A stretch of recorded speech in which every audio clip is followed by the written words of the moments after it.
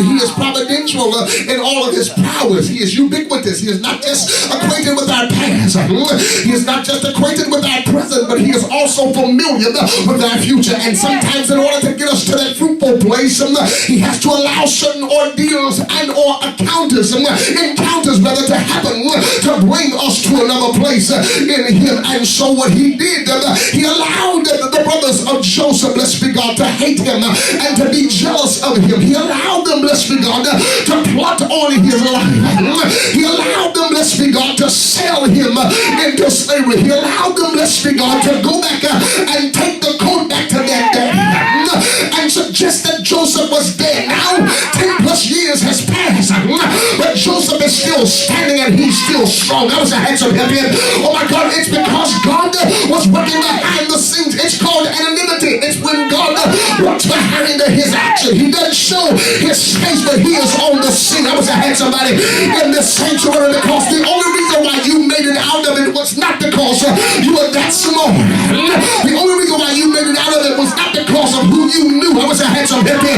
You made it out of it with the help of God.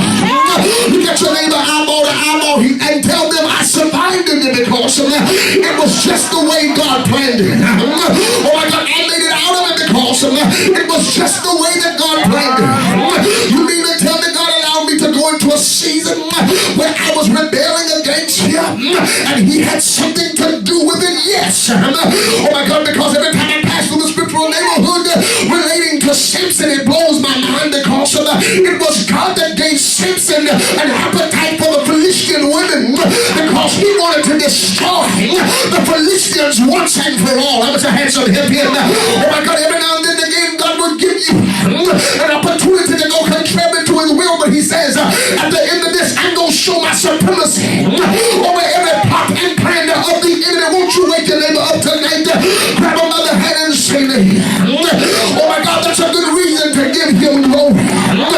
It's because, blessed be God, it's been the hand of the Lord that's been holding you up. It's been the hand of the Lord that's been keeping you alive. It's been the hand of the Lord that's been sustaining you. And so Joseph says, be not grieved nor angry with yourself that you sold me hither. You didn't do it to me, but the Lord had something to do with it. God was working behind the scenes of my life to bring me to a fruitful place.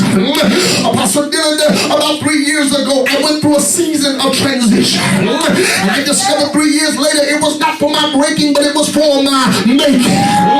There was something, let's be God, I knew about you, but I didn't know about myself. I knew how to pray for you, but I didn't know how to pray for myself. Oh my God, I knew how to preach you out, but I couldn't preach me out. Oh my God, I knew how to celebrate you, but I couldn't celebrate me. Okay. And so God took me through a season where he said that everything that you've been using for others, you're about to use for yourself. Oh my God, that everything that you've been lifting others with, oh my God, you're about to lift yourself up with. The very sermons that's delivered others, they're about to deliver you. Would you believe me tonight if I told you, oh my God, that when you come out of this season that you're in, there's going to be an anointing on your life, not just to deliver others, but this anointing right here is going to deliver you. I was